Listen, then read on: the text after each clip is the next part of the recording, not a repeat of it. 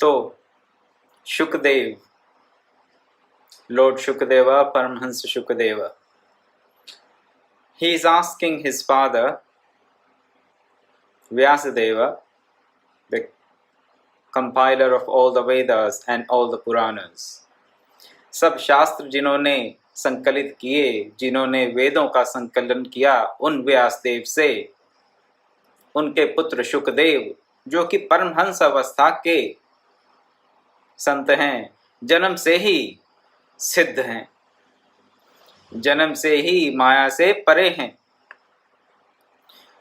वो प्रश्न करते हैं, उन प्रश्नों का उत्तर दिया जाता है व्यासदेव द्वारा, और उन उत्तर को सुनने के पश्चात शुकदेव अपने पिता के सामने हाथ जोड़े खड़े हैं।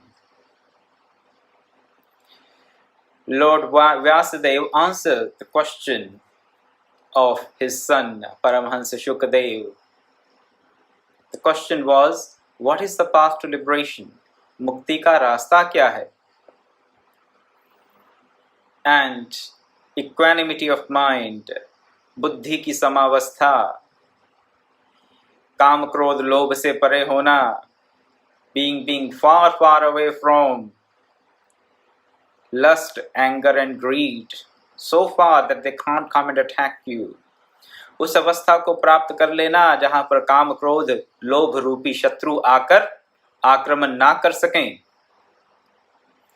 उस अवस्था को प्राप्त करने के लिए, उस ब्रह्म निर्वाण को प्राप्त करने के लिए, उस परम तत्व को प्राप्त करने का निर्देश व्यासदेव देते हैं और कहते हैं कि तुम उन साधु संतों, उन महात्माओं के पास जाकर इस ज्ञान की चर्चा करो, इस रहस्य को समझो कि उस परम तत्व को किस प्रकार प्राप्त किया जा सकता है, और फिर उस उपाय को सुनने के पश्चात क्या करो, उस पे आरूढ़ हो जाओ। प्रश्न करो किससे? जिसको कि इसका पूर्ण ज्ञान हो। पूर्ण ज्ञान क्या? थियोरेटिकल नॉलेज भी और प्रैक्टिकल नॉलेज भी। तो थियोरेटिकल नॉलेज और प्रैक्टिकल नॉलेज दोनों हो जिसके पास, उसके पास जाकर पूछो कि उस परम तत्व को कैसे प्राप्त किया जा सकता है, वो कौन सा धाम है, वो कौन सा स्थान है, वो कौन सी स्थिति है जहां पर काम क्रोध लोभ और मृत्यु आदि आकर आक्रमण नहीं कर सकते, वो कौन सी द्वारका नगरी है। पूछो। पूछने के पश्चात उस पर जो सुनकर नमस्कार करके दक्षिणा देकर अपने कर्तव्य की इति श्रीमत समझ लो। फिर जो सुना है, जो उपाय बताया है ऐसे महत् पुरुष ने, ऐसी दिव्य आत्मा ने, ऐसे श्रोत्रिय ब्रह्मनिष्ठ गुरु ने, ऐसे तत्ववेता ने, ऐसे तत्वद्रष्टा ने, ऐसे ऋषि ने जो बात बताई, उस उपाय पर आरूढ़ हो जाओ। आरूढ़ होने का अर्थ उसको अपने जीवन में धारण कर लो, लग जाओ बस। फिर पहली बात है जिज्ञासा। जिज्ञासा हो तो प्रश्न करें। प्रश्न करें तो किससे करें? जो श्रोत्रिय ब्रह्मनिष्ठ हो, जिसको उस बात का पूरा पूरा पता हो। अरे किसी को रास्ता भी पूछना हो तो कहते हैं कि हाँ ऐसे राह चलते किसी को मत पूछिएगा। आज तो क्या रास्ता पूछने की इतनी आवश्यकता नहीं पड़ती, फिर भी भारत में तो फिर भी पड़ जाती है। अभी तो गूगल मैप्स हैं, लोकेशन भेज दो तो व्यक्ति पहुंच जाता है। परंतु अगर किसी से रास्ता पूछना हो तो भी हम उस व्यक्ति की थोड़ा देखते हैं कि व्यक्ति कैसा लग रहा है, यहीं का है कहीं और का है। अरे किसी दुकानदार से पूछते हैं कौन सी दुकान भी थोड़ी पुरानी हो।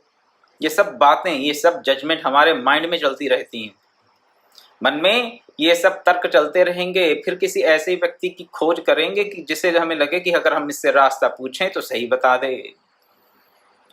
तो किसी गली मोहल्ले, किसी सड़क का, किसी नगर का रास्ता पूछना, उसके लिए अगर हम इतना तर्क करते हैं तो उस ब्रह्म तत्व को प्राप्त करने के लिए भी तो कोई योग्य गुरु, कोई योग्य ऋषि, श्रोत्रिय ब्रह्मनिष्ठ व्यक्ति हमें प्राप्त होना चाहिए। प्राप्त करो ऐसे व्यक्ति को, अपने साधन से नहीं होगा, ये भगवत कृपा से ही मिलेगा। लेकिन भगवत कृपा से जब कोई ऐसा मार्गदर्शक मिल जाए तो क्या करो, उससे उपाय पूछो, पूछकर फिर उस पे अमल करो। ये बता दिया उन्होंने। अब व्यासदेव ने ये सब कहने के पश्चात अपने पुत्र परमहंस सुखदेव जी से कहा कि ऐसे एक व्यक्ति हैं, ऐसे एक व्यक्ति को मैं जानता हूं, और मैं ये भी जानता हूं कि तुम योग्य हो, सुपात्र हो, तुम्हारे में क्वालिफिकेशन है उस परम तत्व को प्राप्त करने की। इसलिए तुम उस व्यक्ति के पास जो ये तत्व ज्ञान तुम्हें दे सकता है उसके पास जाओ। अब यहाँ प्रश्न ये उठता है कि व्यासदेव तो खुद ही भगवान के अवतार हैं, तो क्या वो तत्व ज्ञान नहीं दे सकते थे अपने पुत्र को? उनके पुत्र ने उनसे ही सब वेद वेदांगों का अध्ययन किया, तो वही पिता जो कि भगवान के अवतार हैं, सब वेदों के ज्ञाता हैं और सब प्रकार से पूर्ण प्रज्ञ हैं, क्या वो अपने पुत्र शुकदेव को उस तत्व ज्ञान को प्रदान नहीं कर सकते थे? अवश्य कर सकते थे। तो क्या कारण रहा कि उन्होंने फिर अपने ही पुत्र को सैकड़ों किलोमीटर दूर जनक जी के पास भेज दिया? ऐसा बताया जाता है कि हिमालय क्षेत्र से पैदल चलते हुए, बहुत वर्षों तक पैदल चलते हुए शुकदेव पहुंचे जनक जी के पास अपने पिता के निर्देश पर। जनक जी से जो प्राप्ति हुई वो व्यासदेव जी से भी तो हो सकती थी, हमारी तो ऐसी आस्था है। तो फिर भेजने का कारण क्या रहा? क्यों कहा पुत्र तुम जनक जी के पास जाओ? इसके एक दो कारण मैं आपके सामने रखूंगा। जब किसी व्यक्ति से हमारी आत्मीयता होती है तो उसके ज्ञान का हमें भान नहीं रहता। व्यक्ति के साथ आत्मीयता का संबंध हो, जैसे कि पिता और पुत्र का आत्मीयता का संबंध होता है, तो उस आत्मीयता के संबंध के साथ साथ क्या होता है, उस व्यक्ति के ज्ञान का, उसके ऐश्वर्य का भान नहीं रहता, जिसे हम कह देते हैं आजकल इनफॉर्मल हो जाते हैं या नॉन फॉर्मल हो जाते हैं। उस इनफॉर्मल नॉन फॉर्मल रिलेशनशिप से, संबंध से क्या होता है कि व्यक्ति अगर तत्व की बात बताए भी तो सुनने वाला उसको उस प्रकार से लेता नहीं। श्रोता का दोष नहीं है यहाँ पर, केवल संबंध के चलते होता क्या है कि उस तत्व ज्ञान को देने वाला तत्व ज्ञान को तो यथार्थ दे सकता है, लेकिन ग्रहण करने वाला ग्रहण नहीं कर पाता, क्योंकि वो उसकी महत्ता को पूर्ण रूप से समझ नहीं सकता। अब तत्व ज्ञान की महत्ता को पूर्ण रूप से समझने के लिए क्या करना होगा? तप। तो तप के लिए ही महर्षि व्यासदेव ने अपने पुत्र शुकदेव जी से कहा कि तुम सैकड़ों मील चल के, हजारों किलोमीटर चल के जाओ कहाँ? मिथिला नगरी, जनक जी के पास। अब जनक जी के पास जाते हैं, कहते हैं, बड़ी क्लियर इंस्ट्रक्शंस देते हैं, बड़े सीधे सीधे साफ साफ निर्देश देते हैं व्यासदेव अपने पुत्र को। कहते हैं तुम तत्व ज्ञान प्राप्त करने के लिए मिथिला के नरपति जनक के पास जाओ, वह तुम्हारे संदेह को दूर कर स्वरूप बोध करा देंगे। संदेह को दूर कर देंगे और स्वरूप बोध करा देंगे। संदेह, संदेह, ये संदेह क्या है? डाउट। डाउट और संदेह, किसके बारे में संदेह है, किसके बारे में ये डाउट है? हाँ, मैंने पढ़ा है, मैंने अनुभव किया है, लेकिन जो मैंने पढ़कर समझा क्या वो सही समझा? जो मैंने अनुभव किया क्या वो सही किया? क्या जिसको मैं परम तत्व समझता हूं क्या वही परम तत्व है? ऐसे संशय मन में आ सकते हैं।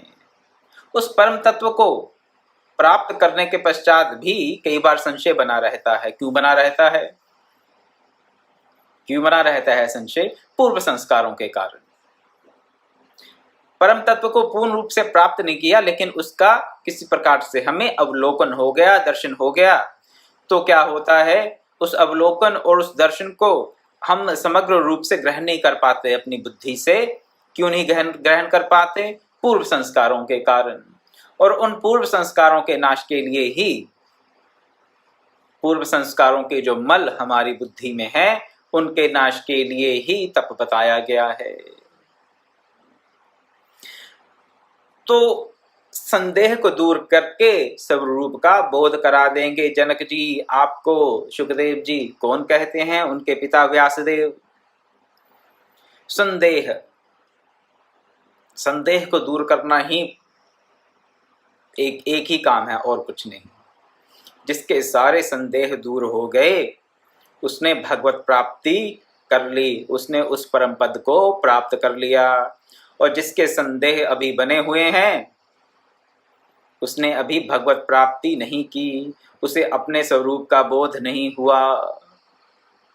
पूरी रामचरित सुनने के पश्चात माता पार्वती भगवान शंकर से क्या कहती हैं?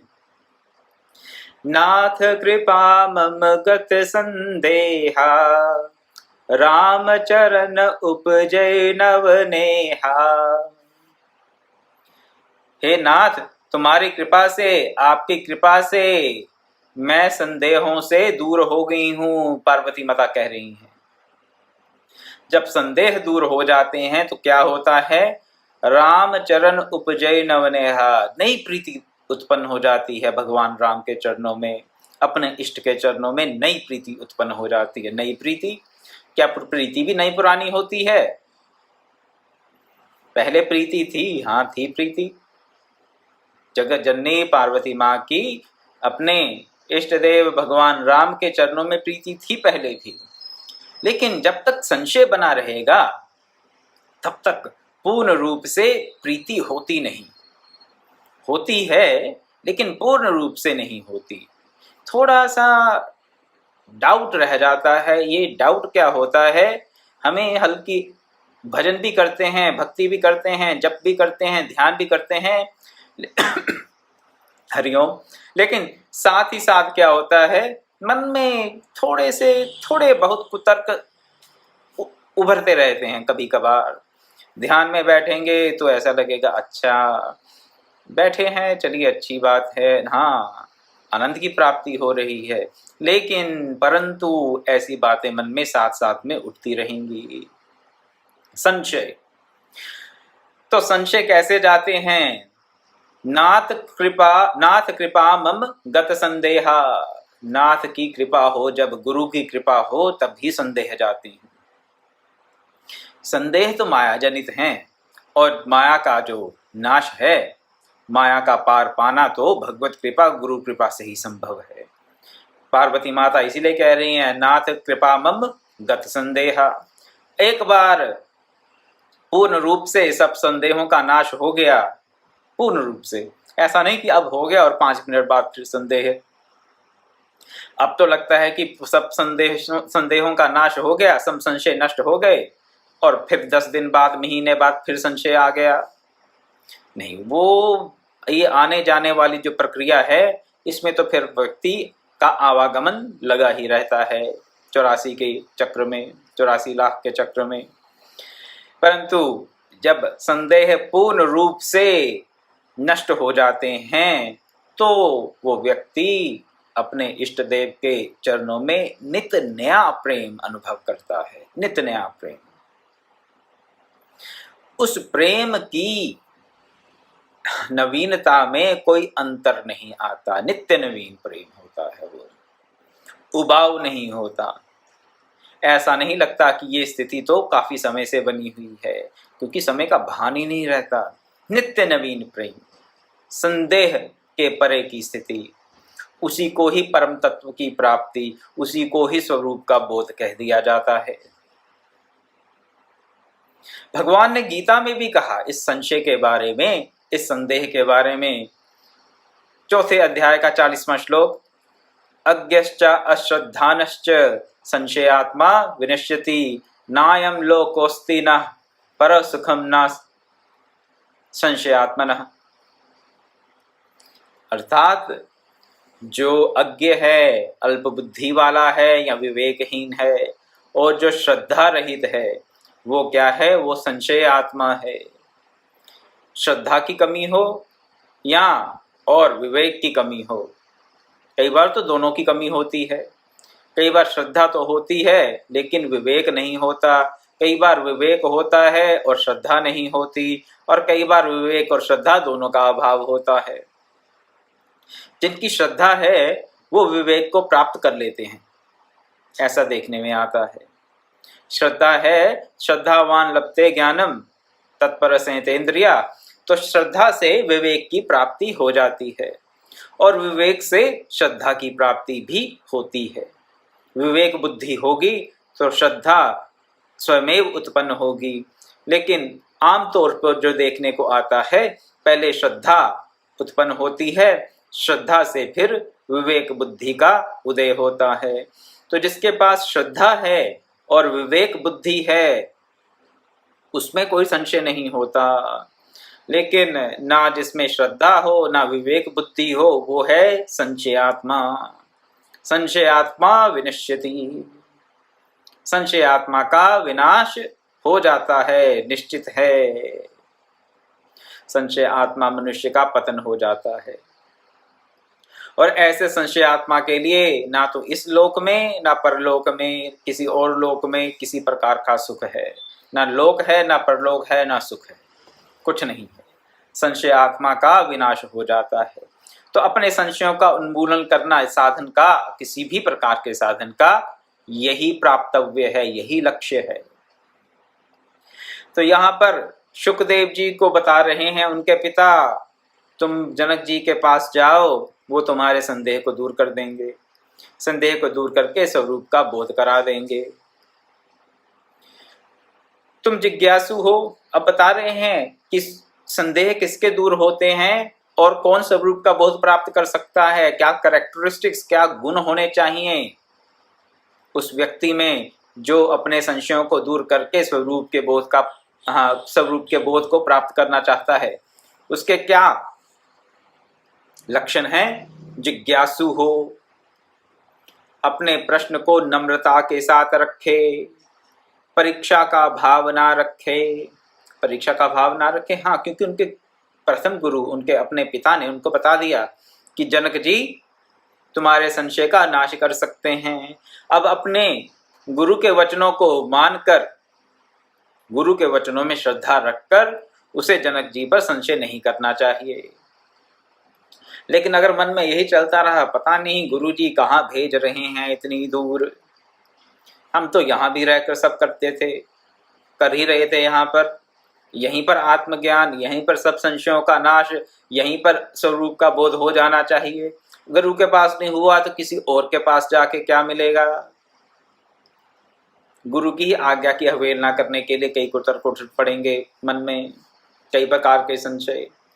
अच्छा तो ठीक है, चलिए गुरुजी ने भेज दिया, पिताजी ने भेज दिया, चले जाते हैं। अब कहा है तो चलो चले चलते हैं, कहा है तो कर लेते हैं। हमारी साधना ऐसी है, कैसी? संशयग्रस्त साधना है। चलो कोई कह रहा है तो कर लेते हैं, संत ने कहा है तो ठीक ही कहा होगा, श्रद्धा नहीं है, ठीक है कह दिया, चलो कर देते हैं। अब किसी ने कह दिया तो उनकी बात को क्या टालना, कह ठीक है, बड़े लोग हैं हमसे, हाँ ज्ञान वृद्ध हैं या वैसे आयु में वृद्ध हैं तो ठीक है बात मान ले। श्रद्धा नहीं है, संशय बना हुआ है, चलो कहा तो कर दिया लेकिन पता नहीं क्या कहा, क्यों कहा। श्रद्धा नहीं है तो फिर विवेक बुद्धि नहीं होगी, और जिसकी विवेक बुद्धि नहीं है वो संशयात्मा ही है, उसके संशय का नाश नहीं हो सकता। वो कहीं चला जाए, जनक जी के पास चला जाए, भगवान कृष्ण के पास चला जाए। भगवान कृष्ण से एक छोटी सी कथा याद आई, आपके सामने रखता हूं। महाभारत के युद्ध के पश्चात गांधारी अपने पुत्रों के 100 पुत्रों के शवों को देखने के लिए जाती है कुरुक्षेत्र में, आंखों की पट्टी भी खोलती है, अपने पुत्रों के शोक में बहुत रोती है। उस वक्त गांधारी को एकदम से बहुत ज्यादा क्षुधा, बहुत सी भूख एकदम से जाग पड़ती है। गांधारी आसपास देख रही है, आंखों से पट्टी उतारी हुई है अपने पुत्रों को, शवों को देखने के लिए। गांधारी आसपास देख रही है कि कोई खाने की वस्तु मिलेगी यहाँ पर। शवों से घिरी हुई कुरुभूमि में, कुरुक्षेत्र में भूख से तड़पते हुए ये देख रही है कि यहाँ पर कुछ खाने को मिलेगा। तो देखती है कि एक बेर का पेड़ है, बेरी है, और उस बेरी पर, बेर के पेड़ पर, उस बेरी पर एक बेर लगा हुआ है। अपना हाथ ऊंचा करती है उसे तोड़ने के लिए, लेकिन हाथ नहीं पहुंचता। हाथ नहीं पहुंचता तो क्या करती है, अपने एक पुत्र के शव पर ही पांव रखकर उस बेर को प्राप्त करने के लिए अपना हाथ बढ़ाती है। फिर भी हाथ नहीं पहुंचता। एक शव पर दूसरा शव रखकर उस पे पैर रखती है, अपने पुत्रों के ही शवों पर, और कुछ नहीं। और उसके पश्चात क्या करती है, और पुत्रों के शव, और पुत्रों के शव, शवों का ढेर लग जाता है उस पर चढ़कर। फिर भी वो जो 2 उंगल का फासला उसे लगता है वो रह ही जाता है, उसे वो पूर्ण नहीं कर पाती, उस बेर को प्राप्त नहीं कर पाती। एक तो इतना ज्यादा उसे शोक है, शोक के साथ साथ ही उसको भूख सता रही है। शोक और भूख के साथ साथ क्या हो रहा है, देख रही है कि कृष्ण उसे देख रहे हैं, कृष्ण उसे देख रहे हैं अब।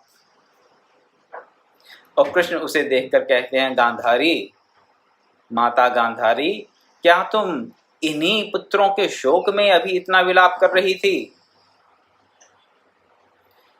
और उन्हीं पुत्रों के शवों पर चढ़कर अब तुम इस फल को प्राप्त करने की चेष्टा कर रही हो?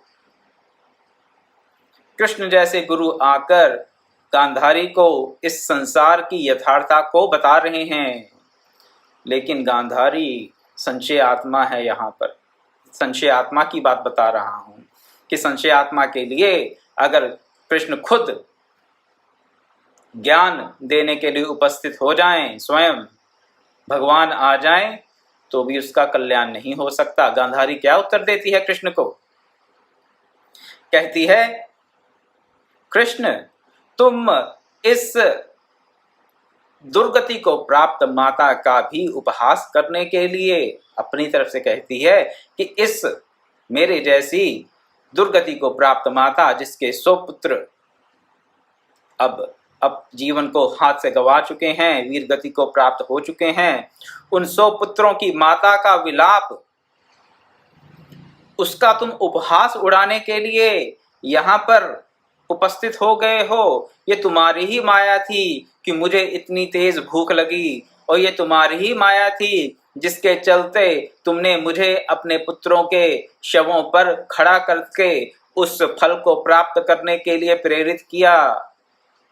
और तुम्हारी ही माया के कारण, तुम्हारे ही कारण मेरे सब पुत्रों को जीवन से हाथ धोना पड़ा, इसलिए तुम यहां से चले जाओ, चले जाओ यहां से। भगवान क्या करें? संशय है क्या कि भगवान कि कृष्ण ने ही मेरे कुल का सत्यानाश कर दिया। अब संशय ऐसे ऐसे बने रहेंगे जब तक, तो संसार की माया से पार नहीं पा सकते। गांधारी को भी कृष्ण की बात समझ नहीं आई कि ये तो सारा माया का खेल है, कौन माँ कौन पुत्र, किसकी मृत्यु, पल भर में हम जिनके लिए विलाप करते हैं, फिर उन्हीं के शवों पर खड़े होकर माता गांधारी फल को प्राप्त करने के लिए ललायत हो रही है, प्रेरित हो रही है। माया भगवान की, माया से परे जाएं। लेकिन अज्ञ जो है, जिसमें विवेक नहीं, जिसमें श्रद्धा नहीं, वो संशय आत्मा, उसका तो विनाश हो जाता है, उसका तो विनाश हो जाता है। इसलिए अपने संशयों को दूर करें, जिस प्रकार से भी हो। संशय का जो उन्मूलन है वो तो गुरु कृपा, किसी महत कृपा, भगवत कृपा से ही होगा। संशय का उन्मूलन ज्ञान से नहीं होता। ज्ञान से तो केवल अज्ञान का नाश हो सकता है, लेकिन अंतरतम में बैठे हुए संशय जो हैं वो तो ज्ञान के विषय में भी संशय हो जाते हैं। तो जो संशय से ग्रस्त है खुद, जिस ज्ञान को हम संशय से ग्रस्त कर सकते हैं, जो ज्ञान संशय से ग्रस्त हो सकता है, वही ज्ञान उस संशय का उन्मूलन नहीं कर सकता। वो तो केवल भगवत कृपा ही कर सकती है, एक महत पुरुष ही कर सकता है, विदेहराज जनक ही कर सकते हैं सुखदेव के लिए। जाओ पुत्र जाओ, सुखदेव जाओ, राजा जनक के पास जाओ और वो तुम्हें संशय का विनाश करके, तुम्हारे संशयों का विनाश करके स्वरूप का बोध प्राप्त करा देंगे। किसका कराएंगे? जो जिज्ञासु है, जिसमें नम्रता है, जिसमें परीक्षा का भाव नहीं है। पिता ने कह दिया, पिता के प्रति श्रद्धा होगी तो उनकी बात मानेंगे, और इस ऐसी श्रद्धा जनक जी के प्रति होगी कि वो हमारे संशय का उन्मूलन कर सकते हैं, वो पूर्ण प्रबुद्ध हैं, वो अपने आत्म स्वरूप में स्थित रहते हैं। ऐसी भावना के साथ बिना किस संशय लेके जाएंगे। पता नहीं जनक जी को कुछ पता है कि नहीं है। जनक जी तो राजा हैं, एक राजा के पास मेरे जैसा ब्राह्मण कुमार ज्ञान प्राप्ति के लिए क्यों जाए? फिर इतने बड़े ज्ञानी हैं तो इस सब राजपाट में, इस सब प्रपंच में क्यों फंसे हुए हैं? सबका परित्याग कर देना चाहिए था इन्हें तो जी। ज्ञानी पुरुष है तो उसको इस संसार के प्रपंच से क्या मतलब? वो क्यों राज्य चलाएगा? वो क्यों किसी राज्य का राजा होगा? संशय आएंगे, श्रद्धा होगी, फिर परीक्षा का भाव होगा कि चलिए देखते हैं, चल के देखते हैं कि जनक जी को कुछ पता है कि नहीं पता। हो गया काम। जनक जी का नहीं, जो संशय लेके जाएगा ऐसे मन में उसका, उसको ज्ञान की प्राप्ति नहीं हो सकती। क्यों? क्योंकि जहां से संशय का विनाश होना है वहीं पर संशय हो रहा है।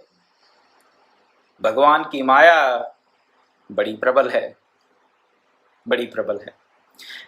सुखदेव अपने पिता के वचनों में पूर्ण श्रद्धा रखते हुए जाते हैं वहां पर। कैसे? प्रतीक्षा पूर्वक। वर्षों लग जाते हैं उनको जाते हुए। वर्षों के पश्चात गर्मी, सर्दी, धूप, बरसात सबको सहन करते हुए, प्रतीक्षा का अर्थ ही यही है कि अपने कर्तव्य कर्म के पालन में जो भी सुख दुख आए उनको शांत मन से सहते रहें। कर्तव्य कर्म को पूर्ण करने में जो भी कोई अच्छी बुरी परिस्थिति आए उसको क्या करें? उसको शांत मन को विचलित किए बिना उसको हम सहते रहें। ये है तितिक्षा। सुख दुख में मन की समावस्था रहे और कर्तव्य पालन में कोई बाधा ना आए, तितिक्षा ये है। और परमहंस सुखदेव जी का यहाँ पर क्या कर्तव्य है? पिता ने आज्ञा दी है जनक जी के पास जाने के लिए। मानव जीवन का कर्तव्य वो समझते हैं, परम कर्तव्य है अपने संशय का विनाश और स्वरूप के बोध की प्राप्ति। तो उसके लिए वो सब प्रकार के सुख दुख को सहते हुए यात्रा को पूर्ण करते हैं, पैदल जाते हैं। पिता ने भी कहा कि पैदल ही जाना। मानुष मार्ग से, जिन मार्गों से मनुष्य जाते हों उन मार्गों का अनुसरण करके तुम पैदल ही जाना। कहाँ पर? जनक जी के पास, मिथिला में। उनकी आज्ञा का पालन करना, उनकी परीक्षा मत करना, घमंड मत करना। क्या घमंड? महाराज जनक जी आपको प्रणाम, मैं परमहंस सुखदेव फला फला का पुत्र, फला फला का शिष्य, उनके कहने पर आपके सामने उपस्थित हुआ हूं। ठीक है जी, इतना ही घमंड होगा तो फिर जनक जी क्या करेंगे? कुछ नहीं कर सकते। क्यों नहीं कर सकते? क्योंकि पात्रता नहीं है। एक घमंडी व्यक्ति को तत्व ज्ञान कैसे दिया जा सकता है? कैसे दिया जा सकता है? फिर घमंडी व्यक्ति क्या सोचते हैं कि नहीं, जनक जी को तो कुछ आता जाता नहीं है, हम तो गए थे जी पूछने को, हम उन्होंने कुछ बताया ही नहीं हमें, उनको तो कुछ पता ही नहीं, पता होता तो हमने तो बहुत सही सही प्रश्न किए थे, उन्होंने उत्तर ही नहीं दिया, कोई ढंग का उत्तर ही नहीं मिला, हमारे संशय का तो नाश हुआ नहीं। पता नहीं लोग जनक जी क्यों करते रहते हैं। घमंडी व्यक्ति, घमंडी व्यक्ति। हम खुद देखें, हम सब ये करते हैं, अपने आप को देखें, किसी और की निंदा नहीं कर रहा यहाँ पर, हम अपने दुर्गुणों को देखें। भांति भांति के संशय।